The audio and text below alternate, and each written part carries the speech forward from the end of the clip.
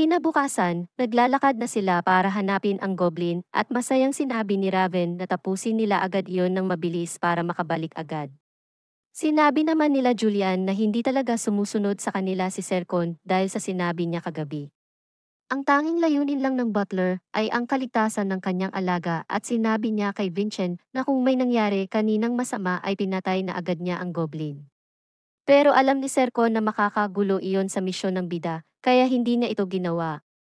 Gusto niyang makita kung hanggang saan aabot si Vincent nang hindi siya tinutulungan ng kanyang pamilya, kaya ipinangako niya dito na hindi niya gagalawin maski ang buhok ng goblin. Sinabi ni Julian na kung alam lang sana niya na ganon ang mangyayari ay nagpagaling pa sana si Vincent ng ilang araw bago hanapin ang monster. Sinabi ng ating bida na hindi iyon uubra dahil kung meron talagang tao sa likod nito ay mas delikado kung bibigyan pa nila ito ng maraming oras. Kahit siya ang kanina pa nasa unahan ay biglang tumigil si Raven at tinanong kay Vincent kung alam ba niya kung saan sila pupunta. Pupunta sila sa lugar nung una nilang nakita ang goblin pero sa ngayon daw ay wala pang nahuli ang bida doon gamit ang kanyang kidlat. Kung ganon, hindi daw doon ang kanilang base at malamang ay dinala lang siya doon sa paraan kung paano siya nawala kahapon. Tinanong naman ni Raven kung ano na ang gagawin nila at sinabi ni Vincent na kailangan nilang baguhin ang paraan nila at gumamit ng tradisyonal na pamamaraan. Habang nakayuko ang bida ay pinatigil ito ni Raven at sinabing hindi nila mahahanap ang goblin ng ganon kung wala siyang espesyal na trait. Masyadong malaki ang monster na iyon kaya madaling mahanap ang footprints, mga bakas ng pangunguha niya ng pagkain at ang pagdumi nito. Sisiw lang ito para sa ating bida dahil iyon daw ang paraan na ginamit niya dati sa mahabang panahon para manghuli ng mga demonic monsters. Pinasunod agad ni Vincent sa kanya si Raven dahil umpisahan daw nila ang paghahanap sa pagsunod sa amoy ng dugo sa lugar na yon. Buong araw sila naghanap ng clue at sinundan ito at dumating na sila sa isang palayan. Pinuri ni Raven ang ating bida at sinabing marami siyang natutunan ngayong araw sa kanya. Habang naglalakad pa rin ay sinabi ni Vincent na masyadong madali ang lahat. Masyadong malinaw ang mga clue na kanilang nakita at dahil doon ay hindi sila naligaw kahit isang beses. Ang paghahanap ng isang monster ay hindi daw ganon kadali at para bang sinadya na doon sila mapunta. May aksidenteng natapakan si Vincent at naramdaman agad ng dalawa ang malakas na manang nabuo nito at nagkaroon ng isang malakas na pagsabog. Madali namang nakaiwas ang dalawa at nagtaka kung bakit merong magical mind na nandun. Sinabi ni Julian na masama ang pakiramdam niya doon dahil napansin ito na maraming palay ang nakatanim kung nasaan sila. Ang palay ay nabubuhay lang sa tirik na araw at mamasa-masang lugar pero malamig doon at puro puno kaya hindi naaabot ng araw. Dahil doon ay ginamit na agad ni Vichen ang kanyang giant thunderstorm para tignan kung may tao. Sinalag naman ng isang lalaki ang skill ng ating bida at nalagas ang mga palay sa paligid kaya nakita na siya ni Vincent at ni Raven. Nagpakilala ang lalaki na si Carval at sinabing salamat sa pagpunta doon ng dalawang young masters. Tinanong siya ng bida kung ang mga elders ba ng Adenka ang nag-utos sa kanya at hindi naman niya ito tinanggi at sinabing bibigyan siya ng 100 milyon pag napatay niya si Vincent. Walang pangambang inamin sa kanila ni Carval iyon dahil wala siyang balak na buhayin ang dalawa. Bigla na lang sumulpot ang chimera sa likod ng dalawa at ginamit nila ang kanilang mga skill at inatake ang monster ng sabay. Hindi makapaniwala ang dalawa dahil walang talab sa monster ang kanilang ginawa at makikitang aatakihin pa sila ni Carval galing sa likod. Naiwasan naman ito ng dalawa pero makikita natin na nahihirapan ang ating bida dahil sa epekto ng absolute sword slash. Mayabang na tinanong ni Carval kung sa tingin ba nilang dalawa na kaya nilang talunin ang mage at chimera ng sabay at nakakalokong sinabi na doon na sila mamamatay. Bigla namang napangiti ang ating bida at sinabing itira nito sa kanya ang goblin. Mabilis na nakulong ni Sercon si Carval sa kanyang mga lubid at agad na itong tinuluyan. Tinatago na ng butler ang kanyang presensya pero napansin pa rin siya ng ating bida. Naisip ni Vincent na hindi naman pwedeng pabayaan ni Sercon ang kanyang alaga kaya inasahan niya na darating ito. Nagtaka naman ang tatlo dahil napansin ni Raven na wala na doon ang katawan ng kalaban at sirang damit na lang ang nandun. Lumitaw bigla si Carval sa tabi ng kanyang alaga at sinabing naaalala na niya ang butler. Ang kilalang assassin sa Vatican na gumagamit ng lubid, ang hari ng mga assassin, the Murder King Sercon. Kilala pa rin daw pala ang pangalan ni Sercon at tinanong niya kay Carval kung bakit hindi pa rin siya tumakbo nang malaman niya na siya iyon. Sumagot naman ang mokong at sinabing gagawa siya ng mas maganda pang chimera gamit ang bangkay nilang tatlo. Naghanda na ang tatlo para sa laban at sinabi ni Vincent na kay Sercon na niya ipapaubaya ang mage.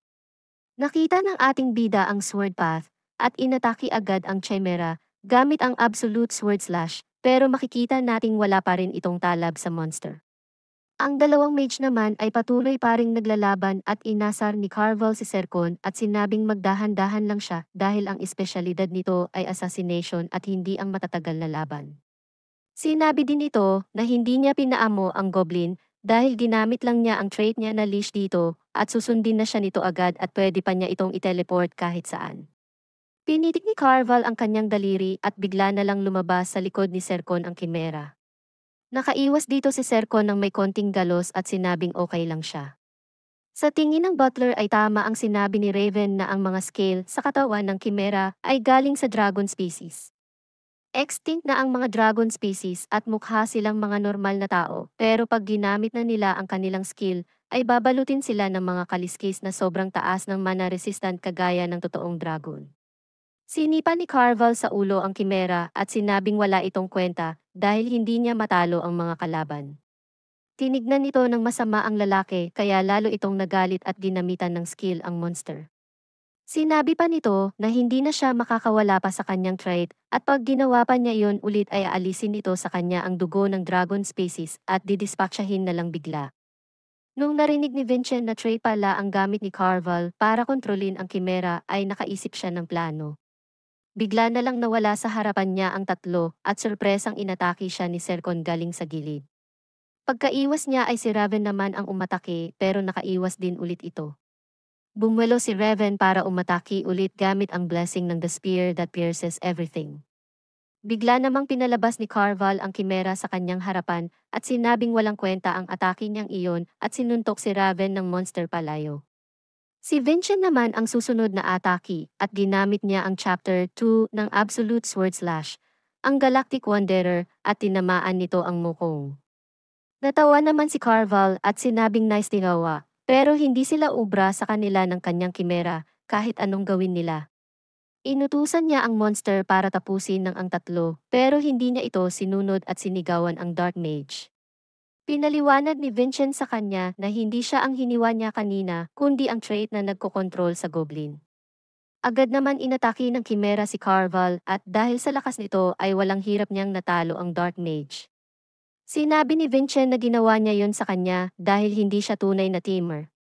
Ang tunay na teamer ay ibinabahagi ang lahat sa kanilang alaga kahit masama man ito o maganda pero walang ibang ginawa si Carval kundi ang pahirapan at alilain ang kimera.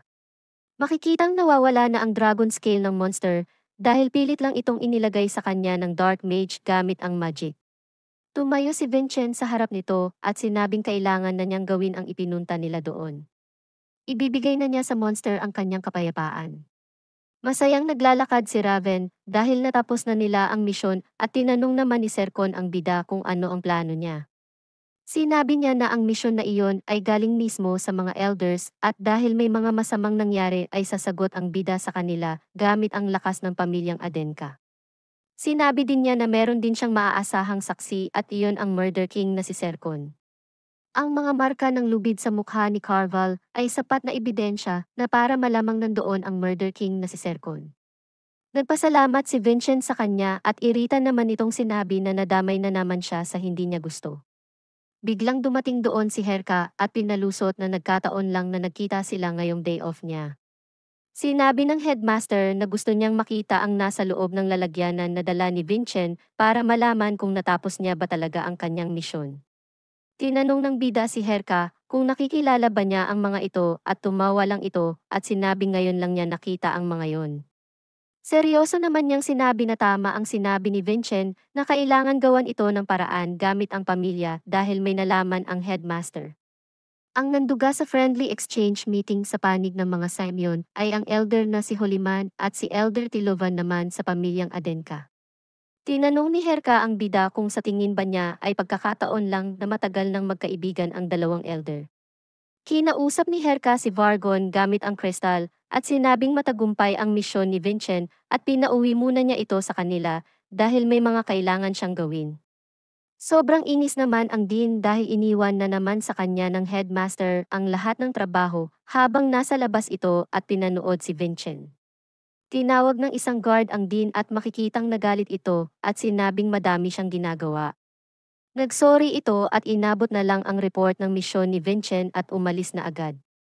Natuwa si Vargon dahil masyado daw organisado ang kanyang report at pwede na niyang baliwalain ang report ng headmaster at iyon na lang ang gamitin. Habang binabasa ang report ay nagtaka ang Dean kung ano ang nangyayari sa loob ng Adenka para mangyari iyon sa isang rank name na kadat. Habang binabasa ng Patriarch ang report ng bida ay tinanong nito kung ano ang gusto niyang sabihin. May dalawang siyang iniisip, ang una ay ang misyon na kanyang ginawa ay isang trap para targetin si Vincent. Nadismaya ang kanyang tatay dahil ang issue na ganun kalaki ay isang malaking problema. Sinabi naman ni Vincent na hindi iyon problema dahil nandun naman siya sa harap ng kanyang tatay at matagumpay na natapos ang misyon. Ang problema, nalaman nila na may kinalaman ang mga Samyon sa misyon na iyon. Walang problema kung sinubok ng mga elders ng Adenka ang lakas ng bida, pero ibang usapan na iyon kung nakisawsaw ang mga Semyon. Dinagdag pa ni Vincent na ayon sa mga narinig niya ay matalik na magkaibigan ang elder na si Holiman at Tilovan. Tinanong naman ng Patriarch kung ano ang pangalawang bagay na tinutukoy niya. Ang mga walang kwentang elders ay walang nalaman tungkol sa nangyari kay Vincent. Inisip ng kanyang tatay na kung malaman ng elder ay mababansagan siyang duwag at kung hindi naman malaman ay magiging wala silang kwenta. Natuwa ang kanyang tatay sa mga sinabi ni Vincent at tinanong kung ano sa dalawa ang mas gusto niya. Mas maganda ang pangalawa dahil mas okay nang mabansagang walang kwenta ang elder kesa sa duwag. Mabilis na pumasok ang nanay ng bida sa opisina at sinabing may malaking problema. Pinatay ni Tilovan ang kanyang sarili. Sinabi nito na sinaksak ng elder ang kanyang puso at agad na namatay sa kanyang kwarto. Nag-iwan din siya ng letra na nagsasabing kasalanan niya ang lahat at siya ang may gawa ng misyon ni Vincent. Hindi naman kumbinsido ang ating bida at sinabi sa kanyang mga magulang na peke ang suicide na iyon. Kung siya ay kilala bilang isang responsableng tao, hindi siya gagawa ng ganong issue. Kaya malamang ay ang mga kasama niya ang nagpeke ng kanyang suicide o kaya siya mismo ang nagpeke nito. Pero sinabi ni Vincent na nasa gitna sila ng lupain ng mga Adenka, kaya malabong may mga assassin na kayang gumawa noon sa kanilang elder. Ang suicide na ito ay isa lamang palabas at hindi totoo. Sinabi ng nanay ni Vincent na meron daw siyang nakikita na hindi nakikita ng mga mata niya. Nagpaalam ito sa Patriarch kung pwede niyang mahiram saglit ang kanilang anak at pumayag naman ang kanyang asawa. Sinabi ng kanyang nanay na sumunod sa kanya ang bida dahil gusto daw niyang makita ang insidenteng yon sa mga mata ni Vincent. Pagpasok nila sa kwarto ng elder ay sinabihan ang bida ng kanyang nanay na huwag masyadong pilitin ang sarili dahil hindi siya sanay makakita ng patay na tao. Alam natin na hindi iyon ang unang beses niya pero nagulat ang nanay nito dahil maski daw pala ang bangkay ay hindi kinakatakutan ng ating bida.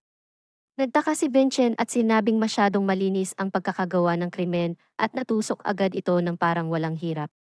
Sumagot naman ang kanyang nanay at sinabing hindi naman iyon masyadong nakakapagtaka dahil ang elder ay isang magaling na martial artist at kaya niyang gawin iyon. Sinabi naman ni Vincent na hindi daw ganon kadali iyon dahil ang pagkamatay ay nakakapanghinayang at masakit kahit gaano kapakalakas. Kitang-kita na walang hesitasyon ang gumawa nito kaya sinabi ni Vincent na peke ang bangkay na iyon. Kung ganon, tinanong sa kanya ng kanyang nanay kung nasaan ang totoong Tilovan ngayon. Hindi alam ni Vincent ang isasagot dito, kaya masaya siyang nagtanong kay Julian dahil alam nito na meron siyang masasagot.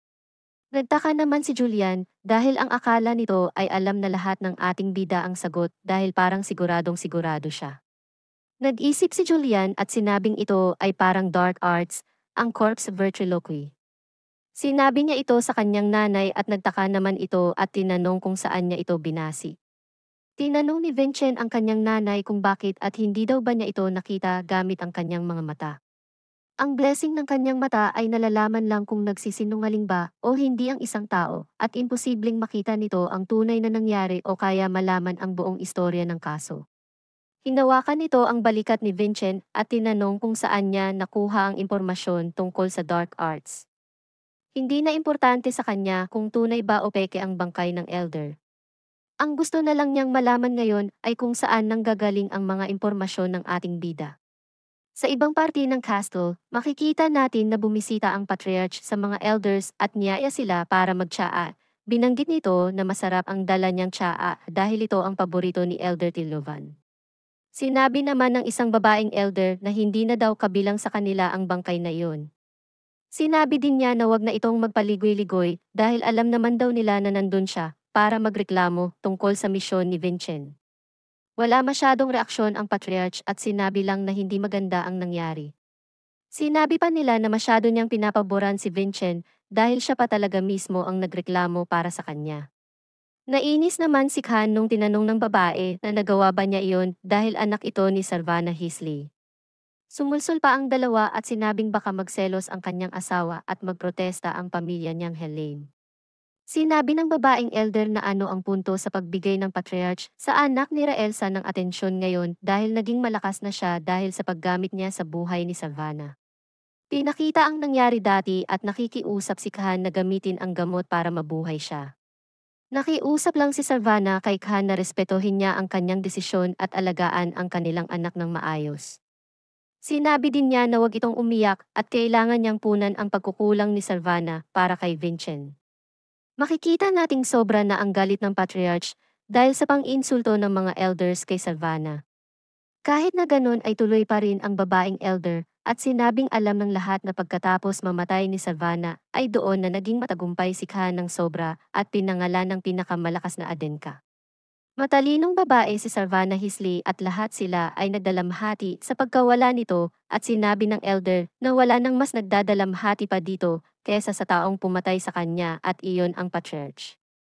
Hindi na natiis ni Khan ang pang-insulto ng elder at tinutok niya ang kanyang espada dito at naglabas ng napakalakas na skill.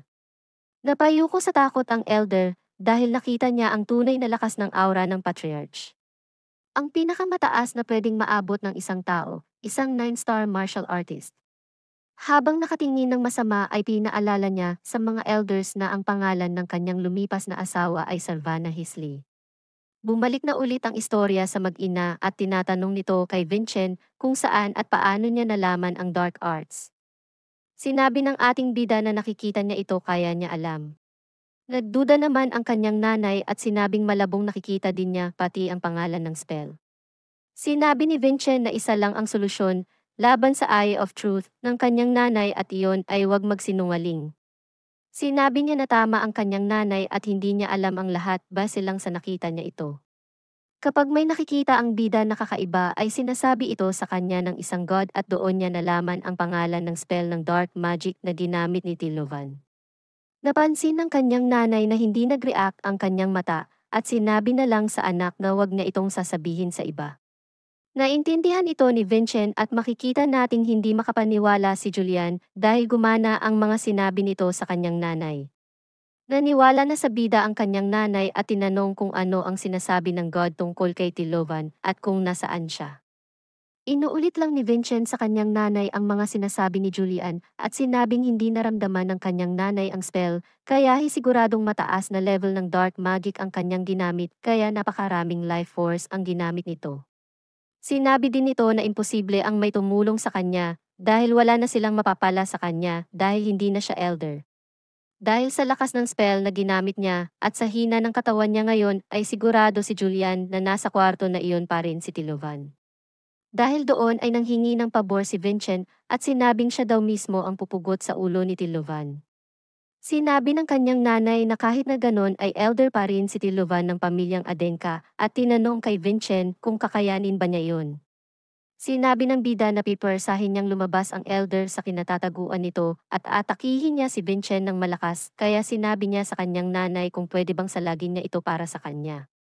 Pumayag dito ang kanyang nanay at ginamit agad ang Giant Thunderstorm na skill para makita ang pwesto ni Tilovan. Galit nitong sinugod si Vincent at madaling sinalag ng nanay ang atake ng elder gamit lamang ang kamay. Sinabi din nito na naging aso na pala ng mga Samyon si Tilovan dahil nakikita nito na gumagamit ang elder ng Crimson Emperor's Might. Makikita natin na malinaw na ang sword path ni Vincent at tuluyan ng pinutol ang ulo ng kanilang elder. Pagkatapos ng kanyang atake ay bigla siyang may nakaramdam ng kakaiba at bigla na lang tumumba sa lapag at napasigaw sa sobrang sakit. Hindi alam ni Julian o kaya ng kanyang nanay ang nangyayari pero sinabi ni Vincent na bigla siyang nakaramdam ng sobrang sakit pagkatapos niyang gamitin ang Absolute Sword Slash. Napansin din nila na naglalaho ang daliri ng bida at hindi nila inaasahan na nagumpisa na pala ang pagkasira ng Heavenly Exoskeleton. Nagmadaling umalis ang kanyang nanay at sinabi sa kanyang anak na maghintay muna dahil tatawag siya ng manggagamot. Hindi makapaniwala ang ating bida dahil ang akala niya ay napakatagal pa bago masira ang Heavenly Exoskeleton. Hindi naman daw nabigla dito si Julian dahil napakadami na nilang napagtagumpayan gamit ang katawan ng walang kwentang Vincent. Tumalo sila ng mga kalaban na mas malakas sa kanya at may mga pagkakataon na gumamit siya ng kapangyarihan na sobra-sobra sa kakayanan ng bida. Ngayon na siguro bumabalik sa katawan ni Vincent ang pasakit na natamo ng kanyang katawan.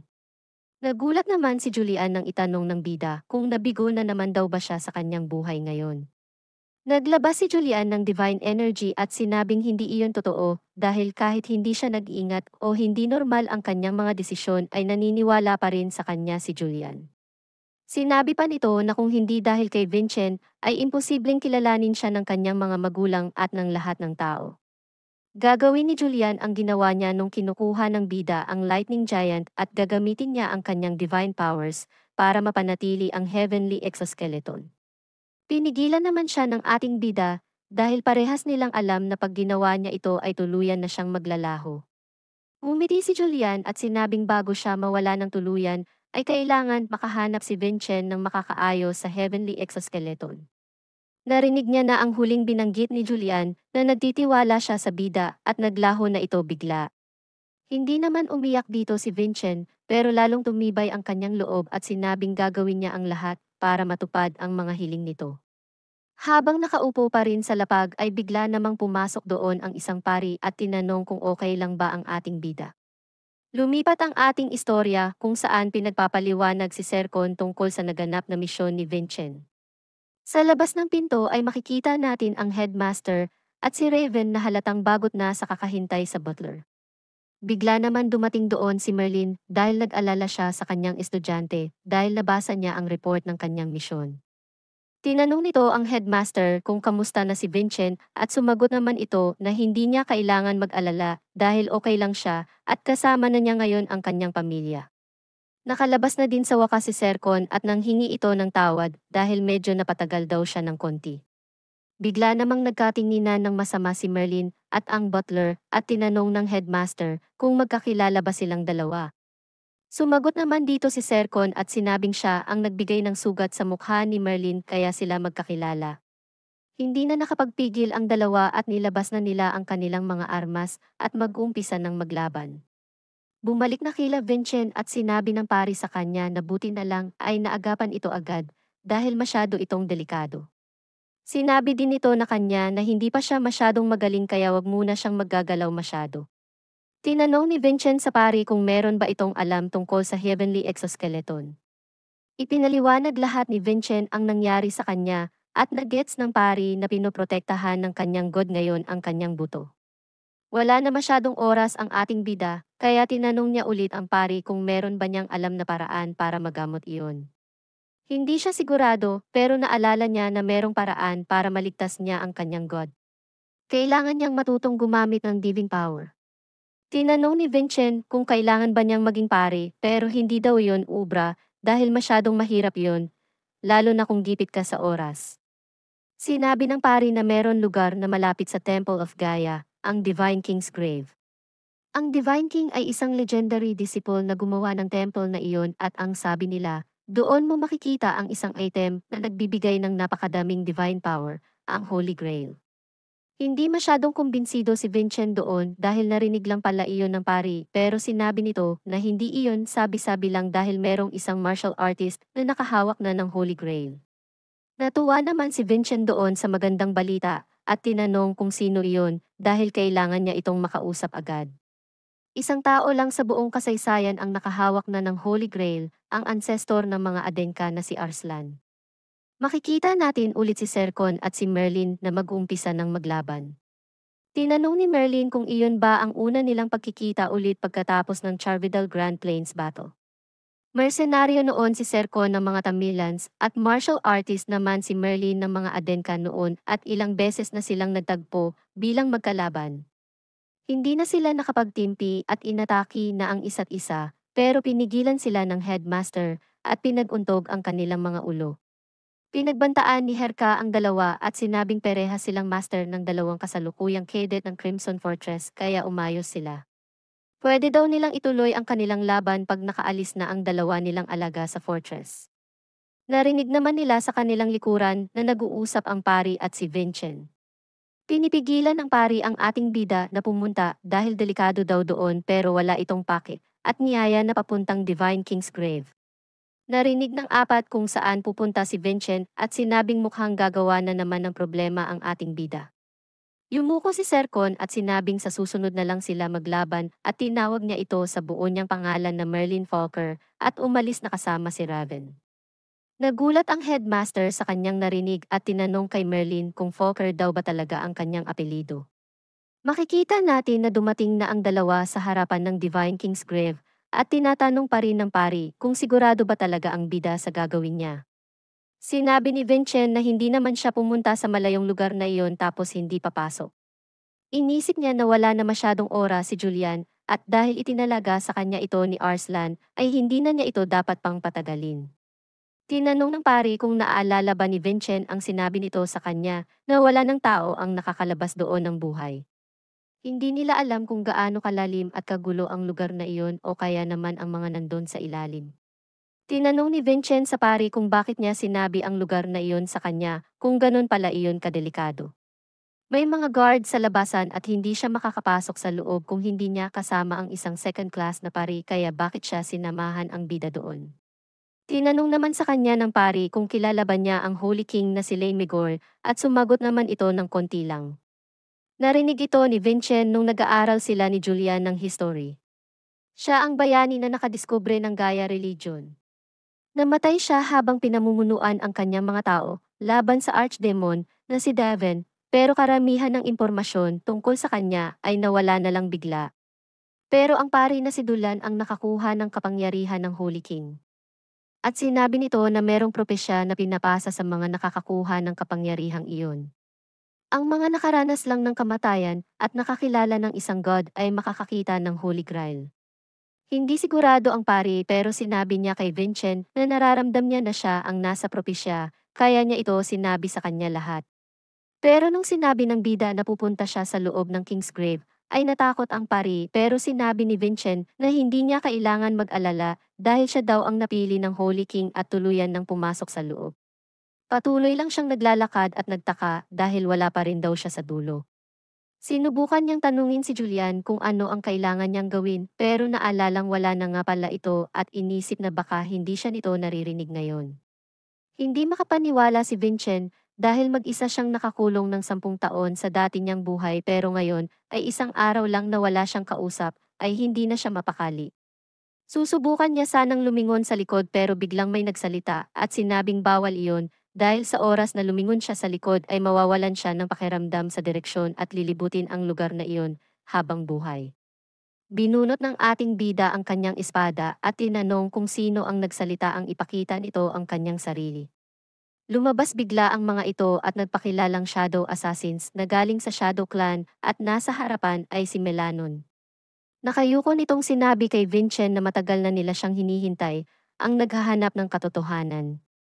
Bigla namang naalala ng ating bida ang sinabi sa kanya ni Arslan na kailangan niyang malampasan ang mga samyon at hanapin ang katotohanan. Nanatili sila sa lugar na iyon para protektahan ang will ni Arslan ng 500 years at sinabi ni Melanon kay Vincent na kailangan niyang patunayan na siya ang taong naghahanap ng katotohanan. Natuwa naman si Vincent dahil kadugtong ito ng pinapagawa ni Arslan at tinanong sa mga shadows kung paano niya papatunayan ang sarili niya. Sumagot si Melanon at sinabing magagawa niya iyon sa pamamagitan ng kanyang swordsmanship at sapat na patunay na ang kanyang mana. Pumayag naman doon ang bida at sinabing ipapakita nito sa kanila ang swordsmanship ng mga Adenka na natutunan niya sa kanyang master. Ginamit niya ang Chapter 1 ng Adenka Swordsmanship, ang Half Moon Slash, at nagpakilala na descendant ni Arslan Falker, si Vincent Adenka. Hindi naapektuhan ang mga shadows at nag-umpisa na silang atakihin ang ating bida. Sinisigaw nila na hindi siya ang nakatakda at hindi sapat ang ginawa niya para patunayan ang kanyang sarili. Ginamit ni Vincent ang Giant Thunderstorm at makikitang gumagana ito laban sa mga shadows pero nag-regenerate din sila bigla. Patuloy pa rin sa pag-atake ang mga shadows at inisip ni Vincent na malalakas ito dahil hindi sila sumusuko at hindi namamatay. Sumigaw si Melanon galing sa likod at sinabing kailangan niyang patayin ang nanghihimasok sa lugar na iyon. Naalala ni Vincent ang sinabi nito kanina na hindi siya pwedeng lumingon sa likod kaya sinalo lang niya ang atake ng shadow. Hindi na alam ng ating bida ang gagawin dahil inisip nito na hindi niya kaya ang mga shadows. Naalala niya si Julian at sinabing kung nandun siya ay mabibigyan nito ang bida ng solusyon para manalo sa kalaban. Habang nakayuko at pinapalibutan ng mga shadows ay inisip niya na hindi ba talaga niya kaya ito ng mag-isa. Habang sa labas, makikita natin ang pari na nagdadasal at bigla na lang may dalawang tao na dumating at nagpupumilit na pumasok. Nagsalita si Melano na sila ang tagapagbantay ng propesya na iniwan ni Arslan at ng Holy King. Makikita natin na pinanghihinaan na ng loob si Vincent at sinasabi pa ng shadow na akala nila ay siya na talaga ang kanilang hinihintay. Hindi matalo ng ating bida ang mga shadows kaya ang ibig sabihin nito ay isa lamang siyang hamak na nanghihimasok. Napadilat si Vincent nang marinig ulit niya ang propesya na nagsasabing ang naghahanap ng katotohanan ay ang nakaranas na ng kamatayan at nakakilala ng isang god. Tatapusin na sana ni Melanon ang ating bida, pero naglabas ito ng malakas na mana. Napansin ng shadow na ito ay ang skill ng mga Samion na Crimson Emperor's Might. Ginamit ni Vincent ang final chapter na Bloody Full Moon at hiniwa ang lahat ng shadow na nandun. Napagtanto ng ating bida na mali ang pangalan na pinapatunayan niya kanina. Sinabi nito na ang pangalan niya ay Daven Samion at naranasan na niya ang kamatayan at bumalik para sa propesya. Unti-unti nang nawawala ang mga shadows at lumabas na ang isang malaking pintuan sa kanyang harapan. Binuksan niya ito at doon makikita ang isang malaking kabaong at inisip niya na baka nandoon ang Holy Grail. Bigla na lang may lumabas sa harapan ng bida at iyon ay ang Holy King na si Lane Migor. Nagsalita ito at sinabing ang ibinilin sa kanya ng kanyang kaibigan na si Arslan ay matatapos na din sa wakas. Nilabas nito ang Holy Grail at sinabi sa ating bida na tapos na ang kanyang trabaho at kailangan niyang gawin ang sunod na task. Ang Holy Grail ang magtuturo sa ating bida para makuha ang Heavenly Fruit. Nagpasalamat ang Holy King at sinabing dahil kay Vincent ay natupad niya ang pangako niya sa kaibigan niyang si Arslan at tuluyan na itong nawala. Bigla namang nanginig ang buong lugar at malapit nang gumuho ang kisame at pagkatingin niya sa likod ay nandoon ang kanyang master na si Merlin. Sinabi na sa lahat ng headmaster sa pari ang nangyari at sinabing merong propesya tungkol sa Holy King na napasa sa pamilya ni Merlin na Falker at pamilya ng headmaster na Kebel. Ang taong naghahanap ng katotohanan tungkol sa mga Adenka ay pupunta sa Holy King's grave at doon ay makikita mo din ang isang descendant ng Kebel. Hindi alam ni Herka kung ano ang kailangan niyang gawin doon pero nagkakatotoo na ang mga propesya ngayon. Nangamba din siya para kay Merlin dahil kung si Vincent daw talaga ang naghahanap ng katotohanan ay hindi na siya makakabalik pa ng buhay. Makikita natin sa loob na tinatanong ni Vincent si Merlin kung ano ang totoong nangyari sa pamilyang Falker dahil alam daw niya na ito ang orihinal na apelyido ni Arslan at nagtataka kung bakit meron pa rin ito. Sinabi ni Merlin na may mga pamilya sa Adenka na binigyan ng propesya para gawin. Ang descendant ng Falker ay isasakripisyo ang kanyang sarili sa Holy King's grave para sa isang Adenka na nakaalala ng iyong pangalan. Nagulat si Vincent sa kanyang narinig kaya hindi nito napansin ang bato na nahulog papunta sa kanya. Madali naman itong nasira ni Merlin at sinabing ang gusali na iyon ay mahigil 500 years na kaya malapit na itong bumigay. Ang tanging paraan lang para makaalis doon ay ang pagsira ng hanay na nasa taas ng kisame. Iyon ay ang nagsusuporta sa buong Holy King's Grave at sa oras na sinira iyon ay magkakaroon ng isang maliit na lusutan palabas ng gusali. Sinabi naman ni Vincent na siya na lang ang sisira o kaya sabay nila itong gawin para sabay silang makalabas. Humindi naman ang kanyang master at sinabing iyon ang kanyang tungkulin at nilabas na ang kanyang giant. Seryosong tinanong ni Vincent si Merlin kung kailangan ba talaga niyang mamatay pagkalusot ng bida sa taas at hindi naman ito nakasagot agad. Sinabi niya na sa una nilang pagkikita ay sinabi ng ating bida sa kanya na hindi niya kakalimutan ang pangalan ni Merlin. Nung narinig niya yon ay nagpintig ang kanyang puso at inisip na baka oras na para sa kanyang misyon. Habang hawak ni Merlin ang kanyang espada ay sinabi nito na wala nang mas hihigit pa sa isang martial artist na makumpleto ang kanilang misyon bago sila mamatay.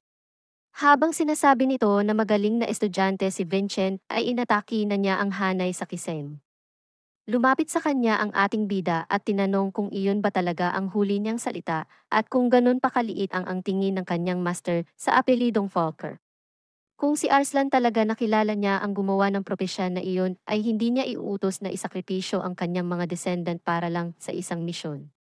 Nagalit naman si Merlin dahil kung ano-ano pa ang sinasabi ng bida at kung hindi pa daw siya umalis ay parehas silang matatabunan doon ng buhay.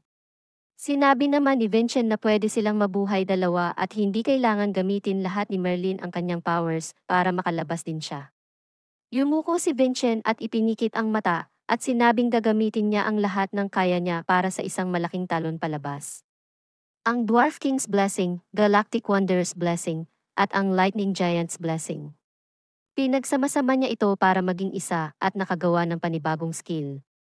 Sinabi na ni Vincent na sirain na ni Merlin ang hanay at maghanda na para lumabas. Nang makita na nila ang butas sa kisam ay agad nang ginamit ni Vincent ang kanyang lahat-lahat at tumalon patungo sa butas. Abot kamay na ng ating bida ang labasan pero bigla siyang tumigil sa air at hindi makapaniwala na naubos na ang kanyang lakas dahil sa paggamit niya kanina ng Crimson Emperor's Might. Tutumba na sana si Vincent pabalik sa lapag pero makikita natin ang kanyang master na nakangiti sa likod niya at sinabing kahit na anong mangyari ay kailangan malaman ni Vincent ang hinahanap niyang katotohanan. Gumamit ito ng skill para mapatalsik ang bida papunta sa butas at makikitang si Merlin naman ang nahuhulog pababa. Hindi makapaniwala si Vincent sa ginawa ng kanyang master kaya sumigaw ito at makikita natin na biglang dumating si Herka para tumulong.